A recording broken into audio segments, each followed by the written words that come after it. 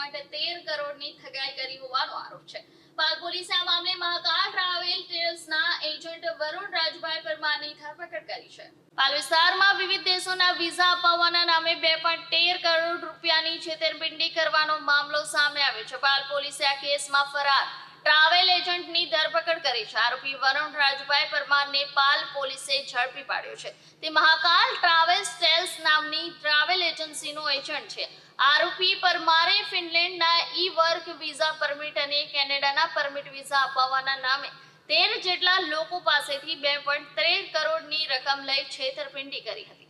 ભોગ બનનારાઓએ પાલ પોલીસ મથકમાં ફરિયાદ નોંધાવતા પોલીસે ગુનો નોંધી તપાસ શરૂ કરી હતી। આ તપાસ દરમિયાન પોલીસે ફરાર ચાલતા આરોપીને ઝડપી પાડી આગળની તપાસ હાથ ધરી છે।